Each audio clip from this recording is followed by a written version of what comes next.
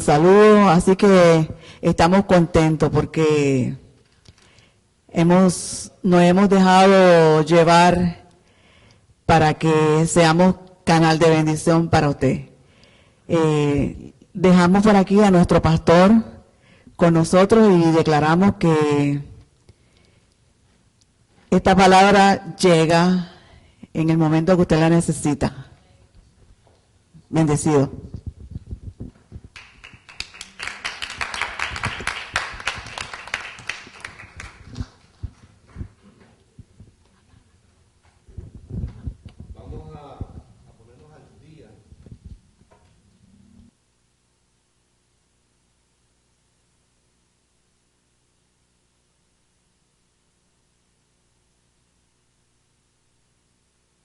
Tomándolo de partida, estableciendo la diferencia en lo que la gente no entiende, que el amor del Padre es independiente a la obra del Hijo.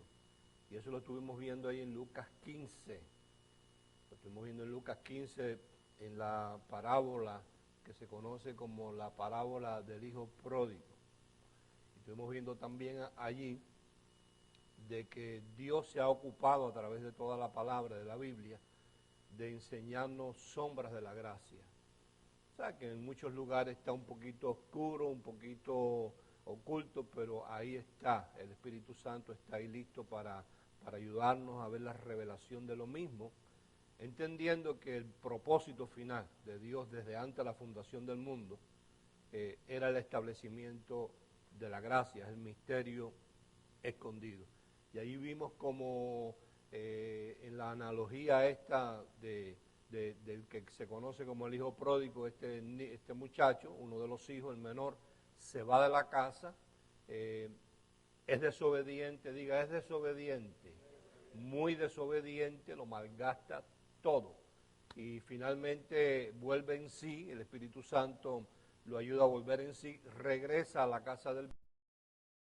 Ahí vemos otra sombra de la gracia en cuanto al trato de Dios con nosotros, que así debemos copiar nosotros para con la gente. O sea, Dios nos llena de consejos a través de toda la palabra, pero cuando nosotros fallamos, Él no nos reclama el haber fallado. Entonces nosotros debemos operar así mismo con las personas, cada vez que nos sea posible, transmitir el consejo, transmitir la instrucción, pero no hay cosa más fea que después que tú le das un consejo a una persona y la persona por la razón que sea haya fallado, decirle, yo te lo dije. Eso no tiene sentido ya, porque ya lo que pasó, pasó. Lo que hay es que ayudar a la persona que de ahí en adelante no le vuelva a pasar lo mismo. Entonces vemos eso ahí porque si observamos la actitud del padre, cuando el muchacho se asoma cerca de la casa, que el padre lo ve, en ningún lugar tú ves ahí que el padre le reclamó, ni el padre le exigió que le diera una explicación de qué había hecho con todo lo que le había. Bien, el padre, dice la palabra en Lucas 15, corrió hacia el hijo, no le preguntó dónde tú has estado, ni qué hiciste, se abrazó al hijo, lo besó e inmediatamente le dio órdenes a los criados que trajeran el becerro que tenía él separado para cuando el hijo regresara. E inmediatamente hizo fiesta. Inmediatamente, a pesar de que el hijo había sido desobediente, diga desobediente, el padre le dio más para demostrar que no se trataba de la obediencia del hijo, sino del amor del padre hacia el hijo, le dio más que lo que le había dado al principio. Y también nos enseña la actitud fea y mala del hijo mayor que estaba en la casa y le reclama al padre diciéndole, yo he trabajado, yo he obrado, yo me he portado bien, yo no te he desobedecido jamás, algo que es imposible para el hombre. La Biblia dice que Dios nos encerró a todos ¿en qué? Desobediencia, quiere decir que este era mentiroso. No tenemos la capacidad de ser obedientes en todo. Y le reclamó al padre que habiendo sido todas estas virtudes que él mismo decía que él tenía, yo nunca me he dado un cabrito. Y el padre lo que le está enseñando, diciendo, mira a tu hermano que no se trata de la obediencia de tu hermano ni de la tuya, se trata del amor que yo tengo hacia ustedes. O sea, eso es un reflejo claro de la gracia. El que no lo quiere ver, pues no lo puede ver, pues no lo quiere ver. Pero eso lo establecimos allí. Estuvimos estableciendo, número 2, que en toda la palabra Dios nos enseña desde el principio, desde Génesis, las sombras de la gracia. Ese es como el gran final, y como en las obras de teatro, como la pintura máxima, como el mejor libro que escribió un escritor, como el mejor cuadro. El gran final de Dios es establecer la gracia. Y desde el principio, como ese es su gran final, ese es su corazón, eso es lo que Él estableció desde antes de la fundación del mundo, y para establecer eso, Él dedicó la vida de su Hijo. Dijo, yo los demás pactos los he cerrado con la sangre de los animales, pero este pacto yo lo voy a ratificar, lo voy a encerrar dentro de la vida de mi Hijo. Desde el principio nos enseña eso, y nos lo enseña en sombras. O sea, que podemos, si nos interesa el mundo profético de Dios, donde quiera que nos metemos ahí, como lo vamos a ver hoy también, vamos a ver que Dios siempre, de alguna manera, por los profetas, por símbolos, por situaciones históricas, por sucesos, siempre nos va a enseñar que el propósito de Él era que la gente fuera viendo el establecimiento de la gracia poco a poco. También estuvimos viendo que así como hubo el espíritu de Elías, que no es otra cosa que el ministerio profético, lo debe haber en cada uno de nosotros, que hemos sido expuestos a esta palabra. No quiere decir eso que yo me voy a convertir ahora en un viajero por el mundo entero y voy a tener programas de televisión y programas de radio, sino que a cada vez que nosotros tengamos la oportunidad podamos ministrarle a la gente que no es como se está oyendo por ahí ni como ha establecido la religión. Eso nos corresponde a cada uno de nosotros. Estuvimos viendo también, número 4, que Dios dice en el libro del profeta Amós, que Dios nunca va a hacer nada sin que antes lo hable su secreto a sus siervos los profetas. Y eso lo estuvimos viendo en el caso de Habacuc capítulo 2, te refresco la memoria. Habacuc capítulo 2, cuando Dios le dijo al profeta, escribe la visión y declárala en tablas, aunque se tarde un poco, ella vendrá y no tardará, mas el justo por la fe vivirá. Y 2100 y pico de años más tarde, proféticamente se cumple y se establece históricamente la rebelión de Martín Lutero, el cura católico, que esa rebelión con ese medio versículo que Dios había estipulado hacía 2000 y pico de años antes de que pasara, se revolucionó el mundo a través de la instrucción de Martín Lutero, el protestantismo, y hoy existen millones de personas alrededor del mundo en el evangelismo, en el cristianismo, basado en ese protestantismo. Estuvimos viendo también en el caso de Zacarías, capítulo 3, donde ahí en Zacarías capítulo 3 el profeta dice, y viene un tiempo donde el pecado será quitado de la tierra en un día. O sea que cuando Juan lo anunció a la orilla del Jordán, cuando mostró al Cordero de Dios, eso era algo que ya Dios había anunciado antes que pasara. Quiere decir que todas estas cosas importantes, que han marcado la historia, han marcado pauta en cuanto al plan de Dios se refiere, siempre han estado anunciadas. Lo vimos la semana pasada en el libro del profeta Joel, un versículo que los evangélicos no lo manejan, y si lo manejan a media, donde dice, vendrán días donde Dios derramará de su espíritu sobre toda carne. Eso a los evangélicos no les gusta, porque eso indica que Dios es soberano y que Dios puede usar a quien Él le dé la gana de usar para cumplir sus propósitos. Y lo vimos en el caso de un personaje llamado Ciro. Ciro, dice el libro de Esdras, que era el rey de Persia. Y Persia no es otra cosa que el moderno Irán, Irak, esa zona por ahí, que son musulmanes, son adoradores de Alá. Sin embargo, en aquel momento, dice la palabra en el libro de Esdras, capítulo 1, mas Dios excitó el espíritu de Ciro, rey de Persia, no rey de Israel, rey de Persia, oído, para que se cumpliera la palabra que había hablado Jeremías. O sea, cuando Dios le dijo a Jeremías que profetizara, tenía Dios que producir que eventualmente se cumpliera esa profecía. Entonces, agarra a un individuo que no conoce a Dios, que no sabe que Jehová es Dios, que ese es el Dios de la eternidad. Él no lo sabe, pero sin embargo Dios lo agarra para demostrar una sola cosa, que Él es Dios y que Él derrama de su espíritu sobre toda carne. Y agarra a Ciro, y Ciro no solamente apoya a Esdras y apoya a Nehemías, sino que manda cartas a todas las regiones para que le dieran ofrenda y madera y le abrieran el camino, que nadie se opusiera para edificar el templo al Dios que él no conocía. Y más adelante en Isaías se encarga el profeta de decir de parte de Dios: Ciro, mi ungido, con Ciro le entregaré los tesoros, a Ciro abriré puertas, derribaré muros, le entregaré naciones, y después dice, aunque tú no me conociste, dándonos a entender la profecía de que Dios derrama de su espíritu sobre toda carne. Entonces eso no nos puede extrañar a nosotros, que mañana, pasado, Dios se encapriche, por decirlo así, y agarre un ayatola de esto y excite su espíritu. Agarre, más difícil todavía, el espíritu del Papa Francisco, ¿verdad?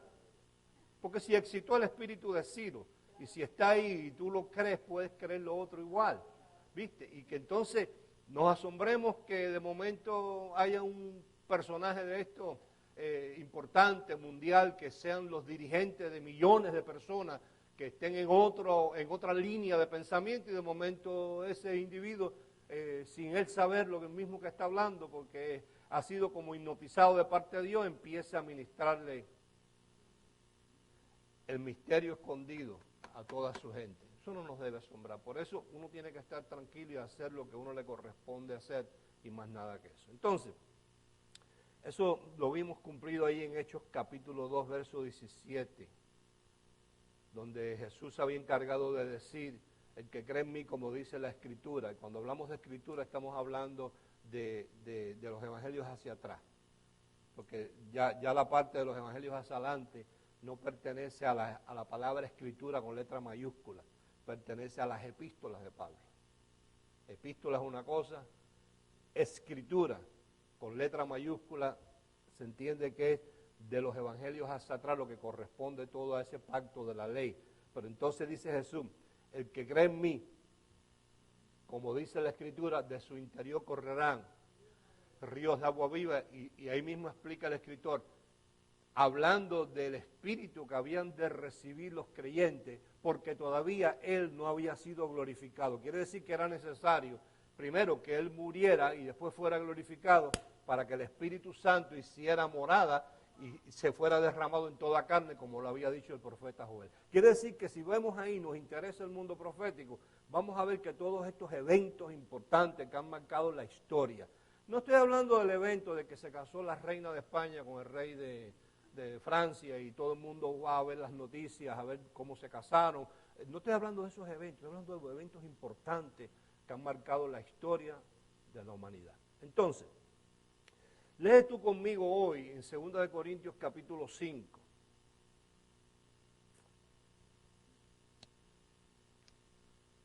Ciro. Si Dios lo hizo con Ciro, lo hace con cualquiera.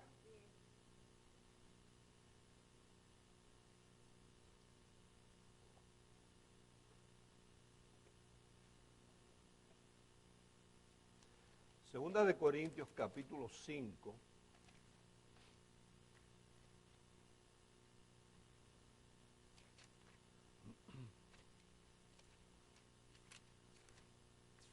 Yo voy a leerlo de aquí, de esta versión que tengo. El verso 16.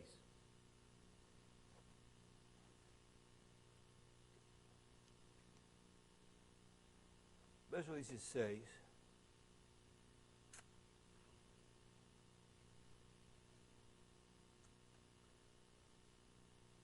Bueno, vamos a leer desde el verso 14 para establecer un punto de partida ahí de lo que el Espíritu Santo nos va a hablar a través de Pablo aquí. Dice el verso 14, porque el amor de Cristo nos contriñe, y en algunas ocasiones hemos explicado lo que quiere decir la palabra contriñe, que nos apresa, nos rodea, sea, no nos deja, cuando entendemos el amor de Cristo, eso no nos deja dudar, eso no nos deja claudicar, eso no nos deja que ningún otro viento de enseñanza nos turbe, eso nos afirma en entender que el amor de Él lo hizo completo, lo hizo todo, que podemos depender, que no importa si mañana fallamos, Él no nos va a amar mañana más que lo que nos amó ya hace 2000 años atrás. Lo estuvimos explicando una vez con bastante detalle lo que quiere decir la palabra contriñe, o sea, nos apresa, nos abraza, nos rodea, inclusive nos esclaviza el amor de Cristo si nosotros lo permitimos. Dice, porque el amor de Cristo nos contriñe pensando esto, que si uno murió por todos, luego todos ya murieron. Y por todos murió, para los que viven, ya no vivan para sí, sino para aquel que murió y resucitó a su favor. Quiere decir que está hablando de su muerte, que marcó algo. ¿Está bien? Hablando de su muerte que marcó algo. Entonces, en el verso 16 dice, de manera que nosotros de aquí en adelante después de qué? De su muerte. Quiere decir que su muerte marcó algo. Su muerte marca que primero estaba vivo, después murió y después de morir resucitó, y aunque está vivo ya no está vivo de la misma manera que estaba antes de morir. ¿Me expliqué? O sea, no son los mismos 20 pesos, ¿está bien? Él estaba vivo, entonces marca ahí que murió, pero también sabemos que resucitó, porque si no hubiese resucitado, nuestra fe sería vana. Pero a la hora de resucitar, aunque está vivo, no está vivo de la misma manera que estaba antes de morir. Entonces dice, de manera que de aquí en adelante, después que murió y resucitó. ¿Está bien? No miramos a nadie puramente desde una perspectiva terrenal. Y aun si a Cristo lo vimos o lo conocimos así desde una perspectiva terrenal, ahora ya no lo vemos así. Ahora entendamos que el que está revelando esto a Pablo es el que estuvo vivo, que después murió, después resucitó, y le está diciendo a Pablo, porque Pablo se encarga en Gálatas de decir lo que yo hablo, a mí no me lo enseñó ningún hombre, yo lo recibí por revelación de Jesucristo mismo. Entonces quiere decir que esto que estamos leyendo nosotros no es una inventiva de Pablo. ¿Ve? Que Pablo tuvo un sueño, tuvo una visión o se le ocurrió, sino que el mismo que estuvo vivo en carne terrenal, que murió y resucitó, dice, de manera que de aquí en adelante ya yo no quiero que ustedes me miren y me conozcan de la manera terrenal que yo vivía antes, porque ya yo no estoy así, ya yo estoy resucitado y aunque estoy vivo, estoy glorificado, que es la manera en la cual Él quiere que lo miremos. Entonces, esa es la razón, escúchame, por la cual nosotros vemos alrededor del mundo todas estas iglesias evangélicas ministrando de la manera que ministran. Porque ellos siguen ministrando. Tú observas la mecánica de su ministración y eso te va a llevar a los tiempos terrenales de la vida de Jesús.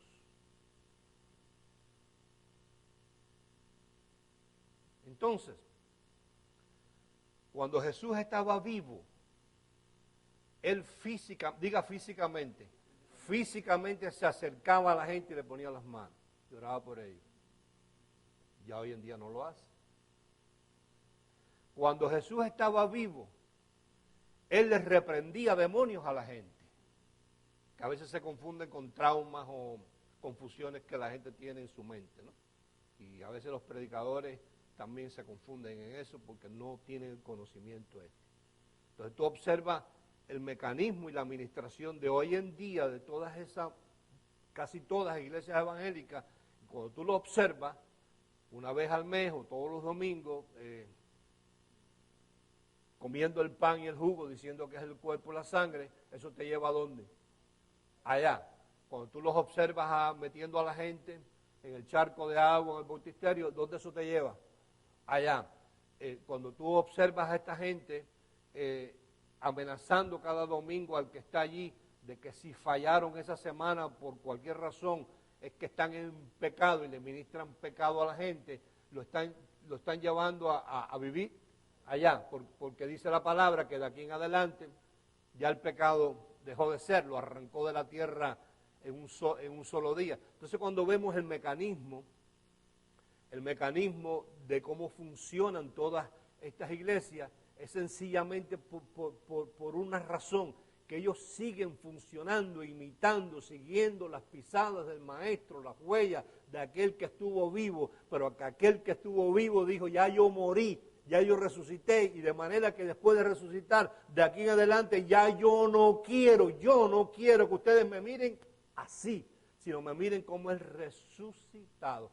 ¿Qué dice el resucitado? Bueno, el resucitado en Marcos 16, dice, ustedes, los que han creído en mi nombre, pondrán las manos sobre los enfermos, estos sanarán. Ya se acabó el personaje que es el único que pone mano y sana, ya se acabó inclusive la encomienda de Jesús a sus discípulos. ¿Ves? Porque ya no se trata de evangelizar oídos, se trata ahora de aclarar un misterio. Ya no es que evangelizar a la gente, lo que hay es que aclararle el misterio que estaba escondido. ¿Por qué ahora? Porque la palabra dice que es ahora que hay que aclararlo, no antes. ¿Por qué no antes? Porque Jesús estaba vivo. Mientras él estuviera vivo, la gracia no tenía su fundamento. Ve conmigo un momentico a Génesis. Y vamos a ver si te gusta como me gustó a mí esto que yo estuve viendo ahí, que me gustó. Que me gustó.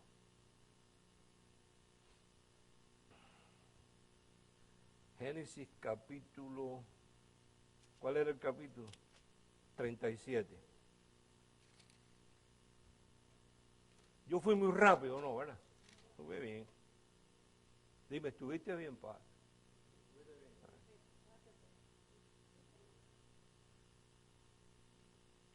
Génesis 37. Yo no voy a leer mucho de ahí porque el personaje casi todos lo conocemos. Se trata de este personaje llamado José. José, el que le dicen el soñador. José, que comienza una historia ahí, que yo la voy a parafrasear más o menos ahí. Él tiene unos hermanos, tiene un papá, tiene una mamá. José sueña un sueño de que la interpretación de ese sueño era que tanto los hermanos como el padre y la madre finalmente se iban a apostar a él. Los hermanos le agarran odio. Los padres, no odio, pero rencilla. ¿Ves? Porque, ni rencilla, sino ni envidia ni celo, sino como cuando dice, este muchacho está raro. ¿Ves? Vamos a observar, porque se tiene una ocurrencia ahí, imagínate tú, que dice él que los hermanos, tú y yo, nos vamos a postrar a él. Los hermanos le tienen roña a los hermanos, pero tú y yo no sé este muchacho qué vamos a hacer con él. Es una actitud así, no vamos a observarlo, porque él no anda bien. Él no anda bien, escucha lo que está diciendo, pero el amor del Padre ahí. El amor del Padre, diga el amor paternal ahí. Entonces finalmente los hermanos empiezan a planear, diga planear los hermanos, de cómo matarlo. Finalmente lo venden y lo ponen en manos, diga manos ajenas. Diga, los hermanos lo ponen en manos ajenas, para que las manos ajenas se ocuparan de él. Ahí va él a otro pueblo, ahí va donde un personaje, oído, escucha. Primero fue a Potifar, y ahí se consiguió un rollo con una señora, ella, corrupta ella, y sale escapando José de las tentaciones que le produce la señora esta, la esposa de un tal Potifar, y va a parar a la cárcel, pero la cárcel es como en algunas ocasiones hemos enseñado, oído, que Dios produce algo, que ese algo lo tenemos que meter en el contexto de todo obra todo obra para bien a aquellos que aman a Dios, aquellos que conforme a su propósito son llamados. Aquel algo fue la cárcel. Pero es que la cárcel es el vehículo, el trampolín de José para llegar a un individuo tipo Ciro, faraón de Egipto. Entonces, esa es la trayectoria de José para llegar a Faraón. Y allí vamos a leer un poquito más hasta el capítulo, que es donde quiero llevarte finalmente, que es el capítulo 41. ¿Es 41? Sí, 41.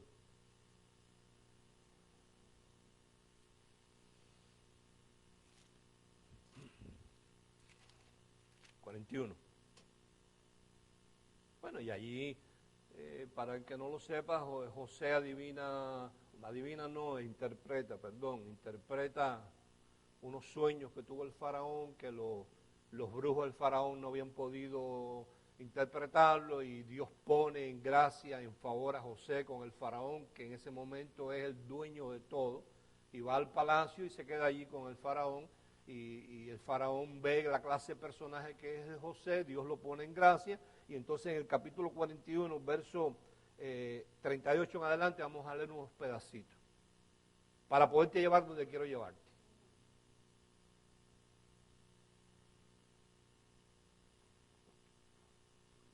Capítulo 41 de Génesis, verso 38.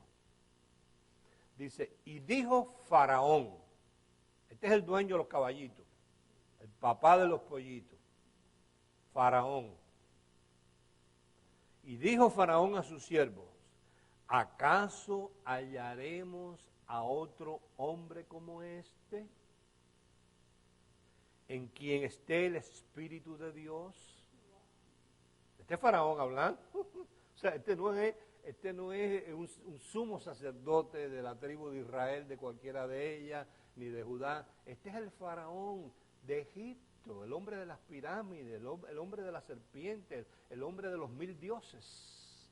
Que acá a Moloch y a este y al otro tienen un dios por donde fuera, uno es el del fuego, otro es el de esto. Este es el Faraón, hablando ahora de José, diciendo, y dijo Faraón a sus siervos, ¿acaso hallaremos a otro hombre como este, en quien esté el Espíritu de Dios? Y dijo Faraón a José, pues que Dios te ha hecho saber todo esto. No hay entendido ni sabio como tú. Oído, escúchame. Tú estarás sobre mi casa. Tú estarás sobre mi casa, sobre todo lo mío. Y por tu palabra, diga, por tu palabra, se gobernará todo mi pueblo. Aquí se te está apareciendo este. ¿A quién Dios puso sobre todas sus cosas? Mira, solamente en el trono, diga trono, seré yo mayor que tú. Dijo además Faraón a José, he aquí, yo te he puesto sobre toda la tierra de Egipto. Oído, mira 42, si te recuerda a alguien. Entonces Faraón quitó su anillo de su mano y se lo puso en la mano de José. Oído, y lo hizo vestir de ropas de lino finísimo y puso un collar de oro en su cuello. Oído, y no le dio zapatos, sino lo hizo subir en el segundo carro. Y pregonaron delante de él, doblar las rodillas, y lo puso sobre toda la tierra de Egipto. Y dijo Faraón a José, yo soy Faraón, y sin ti ninguno alzará su mano ni su pie en toda la tierra de Egipto. ¿Tú no te acuerdas una vez que Jesús dijo, sin mí? Mira, este Faraón le está diciendo a José, sin ti. Entonces, lo que estamos viendo es en José, es una sombra de Jesús. El que lo quiere ver, no lo quiere ver, no lo puede ver. Ahora fíjate las similitudes que hay entre Jesús Y José, para llevarte una cosita, voy a dar toda esta vuelta así, para llevarte donde empecé, pero tengo que primero ir aquí. Observa en José, igual que Jesús, el amor paternal de su padre Jacob. O sea, para Jacob, José, aunque era el soñador, aunque estaba hablando la bobería que estaba hablando, pero era José. José, igual que Jesús, era odiado por sus hermanos. José, al igual que Jesús, declaró que tenía en su vida una misión superior. Mientras sus hermanos estaban ahí en esas cosas, él estaba soñando. Jesús tenía una misión superior. José, al igual que Jesús, sus propios hermanos conspiraron contra él. Los hermanos de José lo pusieron en manos de los madianitas y los de Jesús los pusieron en manos de los romanos. Porque finalmente los que ejecutan a Jesús no son los judíos, sino son los romanos. Finalmente, José, a pesar de todo lo que los hermanos le hicieron, él fue bendición para sus hermanos. Finalmente, José, al igual que Jesús, reconcilia a sus hermanos. José, al igual que Jesús, buscó una esposa gentil, de los gentiles, de los cubanos, de los hondureños, de los dominicanos. O sea, la esposa de José no era del pueblo judío, pero que la de Jesús tampoco. La iglesia, que está compuesta de un montón. Génesis 50.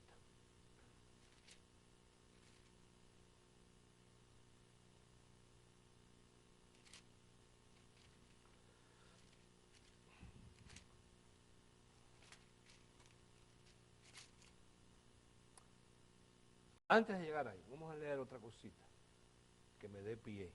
En el capítulo 41, verso 45, donde dice, y llamó Faraón el nombre de José, Zaphnath Panea, que quiere decir el que revela cosas secretas. Y le dio por mujer a Asenat, hija de Potifera, sacerdote de On, y salió José por toda la tierra de Egipto. Y era José de 30 años. 30 años. Ok, ahora lee conmigo en el capítulo 45.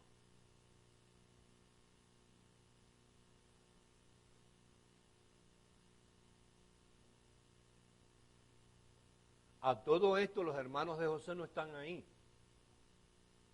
Ellos no están ahí, ni el papá tampoco está ahí. Pero gracias a José, sin ellos hacer nada, se parece al muchacho menor, sin ellos hacer nada. Mira lo que pasa con los hermanos de José. Capítulo 45, verso 16. Y se oyó la noticia en la casa de Faraón diciendo, los hermanos de José han venido. Y esto agradó en los ojos de Faraón y de sus siervos. Y dijo Faraón a José, di a tus hermanos hacer esto, cargad vuestras bestias e id, volver a la tierra de Canaán y tomar a vuestro padre y a vuestras familias y venir a mí, oído, porque yo os daré lo bueno de la tierra de Egipto y comeréis de la abundancia de la tierra. ¿Habían sido esta gente obediente en algo? En nada, si ellos no estaban allí. Diga, pero gracias a José. Diga conmigo, gracias a Jesús. Y tú manda hacer esto. Tomaos de la tierra de Egipto carros, carretas, para vuestros niños y vuestras mujeres, y traer a vuestro padre y venid. Y no os preocupéis, diga, reposa, que es lo contrario a qué? A preocuparte. Reposa, porque aunque es Faraón, Dios está metido en el asunto.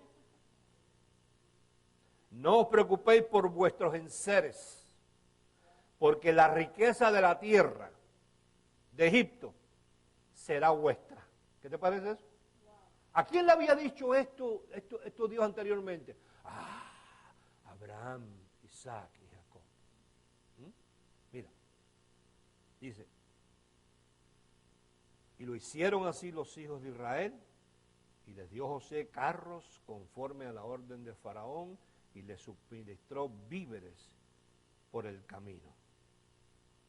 Ahora lee el capítulo 50. ¿Qué hicieron ellos? Nada. Pero gracias a José, lo adquirieron todo.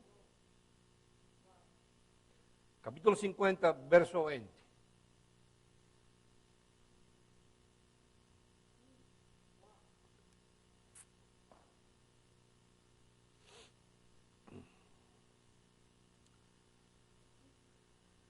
Vosotros pensasteis mal contra mí,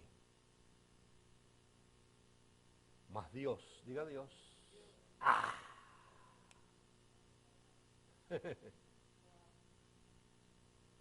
lo encaminó a bien. Lo encerramos ahí en todo, obra para bien aquellos que aman a Dios, los que conforman su propósito son llamados. Me gusta también la parte esa de Abraham, cuando Dios dice, y cuando dice la palabra, y probó Dios a Abraham, que hemos hablado de que en el Corán la expresión es macar, porque ¿cómo se llaman? Los moros también manejan el Corán, porque ellos siguen creyendo que Ismael, que fue el primero de verdad, aunque hijo de la carne, pero que ellos tienen más derecho a las tierras de la Palestina, y tienen más derecho porque ellos son directamente Abraham, Ismael, ellos. ¿Ves? Ellos no entienden que Abraham cometió la desobediencia y ellos son hijos de la carne, de la esclava, no hijos de la promesa. Ellos no entienden eso, pero de todas maneras son. De todas maneras son, porque Dios le dijo a Abraham, por cuanto tú eres mi amigo, aunque hiciste esto, yo voy a ayudarlos también a ellos, porque son tus hijos, yo no voy a dejarlos desamparados. Y les dio 12 tribus igual.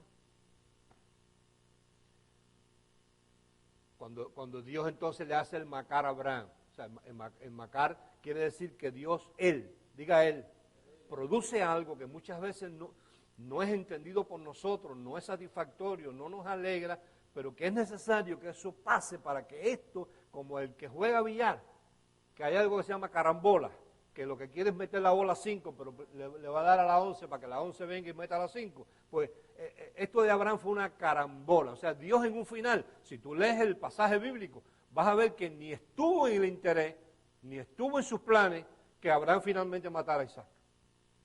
Es un tipo de ofrenda que existe, que Dios te pide algo, pero finalmente no lo quiere. Es para ayudarnos a nosotros, a que nosotros nos entrenemos en el asunto de no ser en inglés es takers.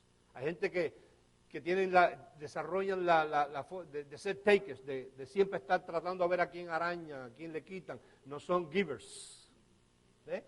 Sin darse cuenta que el ser giver abre más las puertas y uno se siente mejor, porque cuando tú eres un giver, en cualquier estado, en cualquier situación, en cualquier lugar, cuando tú eres un giver, eso a tu conciencia le hace sentir que tú estás en buena posición, porque estás dando, aunque sea una taza de café, aunque sea que tú haces ensalada de pollo en tu casa y dices, le voy a llevar a la dentista. A la dentista no le hace falta que tú le hagas ensalada de pollo, pero cuando tú te sientas allí a que ella te pula los dientes, dices, ay, qué rica esa ensalada, pero qué es esto más lindo, el ocuparse de venir hasta acá y traerme esa ensalada. Entonces, tú te sientes que eres giver, no eres un...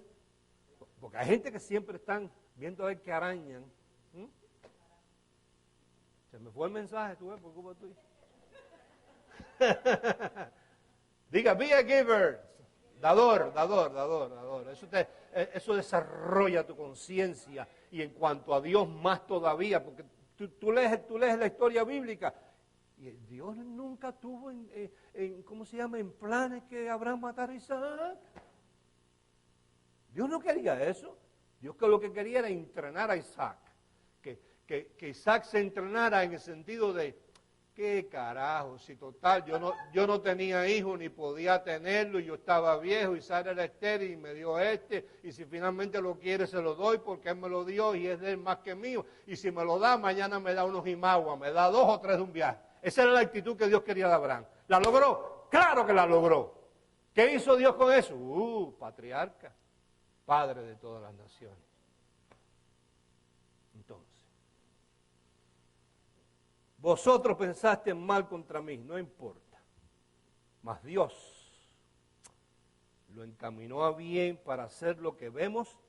O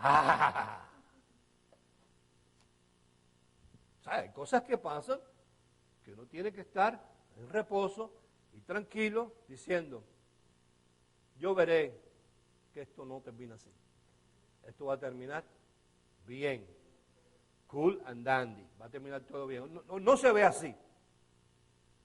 Pero tú puedes decir, hoy, si tú eres de la gente que dedicas tiempo a ser agradecido, a tener gratitud, que eso lo eleva mucho a uno, lo hace sentir a uno bastante bien, y tú vuelas tu pensamiento hacia el pasado, y tú haces un recuento, tú puedes decir, hoy, aquello que me pasó ayer produjo esta bendición que tengo hoy. O sea, lo que hoy terminó así, no empezó así. Empezó negro, empezó, pero no había esperanza. Aquello parecía cada día peor y cada día más cerrado el cuadro y sin embargo se empezó a abrir y se empezó a abrir y se empezó a abrir y hoy vemos que aquello simplemente fue un entrenamiento. Sigo leyendo aquí, ¿bien?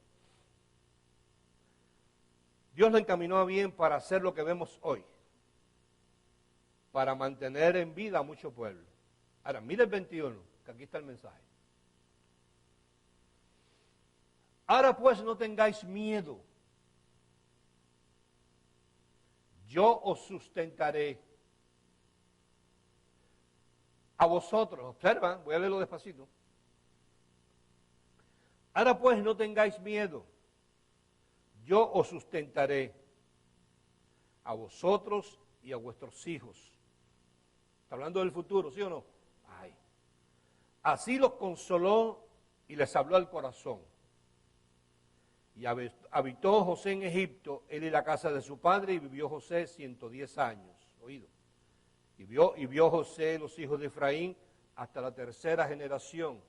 También los hijos de Maquir, hijo de Manasés, fueron criados sobre las rodillas de José. Y José dijo a sus hermanos, yo voy a morir. Oído, mas Dios ciertamente os visitará. Pero no había dicho antes José, no tengáis miedo, yo os sustentaré. ¿Qué pensaba ser? ¿Eterno? No, él sabía que no iba a ser eterno, sino que él había establecido una situación con Faraón que para él iba a ser duradera, que de la misma manera que Faraón se había comportado con él y con su gente en su pueblo, aunque él no estuviera, él estaba seguro que la labor que él había hecho con Faraón, él podía decirle a su gente, tranquilo, no tengas miedo, aunque yo no esté terrenalmente aquí, lo que yo establecí os sustentará. Porque hay cosas que se establecen, ¿sí o no? Bien.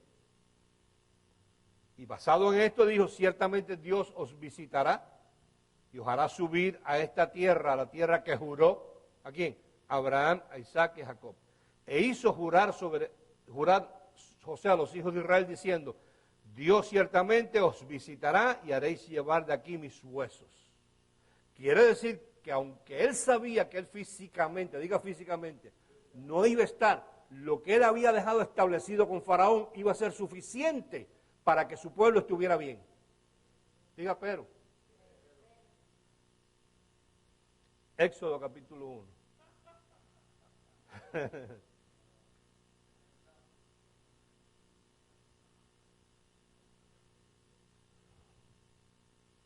Esto es un pueblo que está en reposo, un pueblo que no trabaja, un pueblo que no ha hecho nada, un pueblo que gracias a José, lo que José estableció con el faraón y el favor que Dios puso en el corazón del faraón, ellos estaban disfrutando de todo.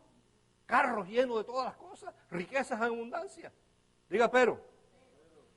Éxodo capítulo 1, verso 1 dice, estos son los nombres de los hijos de Israel que entraron en Egipto con Jacob. Cada uno entró con su familia. Rubén, Simeón, Leví, Judá, Isaacar, Zambulón, Benjamín, Dan, Nestalí, Gad y Aser. Todas las personas que le nacieron a Jacob fueron 70. Y José estaba en Egipto. Y murió José. Diga, murió José. Y todos sus hermanos y toda aquella generación. Y los hijos de Israel fructificaron y se multiplicaron y fueron aumentados y fortalecidos en extremo y se llenó de ellos la tierra. Entre tanto se levantó sobre Egipto un nuevo rey que no conocía a José. La palabra conocer ahí quiere decir que desconoció, desvalorizó, ignoró lo que había estado establecido entre José y el otro faraón. Y cuando él ignoró esto, ignoró totalmente el reposo que tenía el pueblo de Israel en esa tierra. E inmediatamente al desconocer lo que había hecho José, metió a la gente en esto que sigue. Verso 11. Entonces pusieron sobre ellos comisarios de tributo que los molestasen con sus cargas.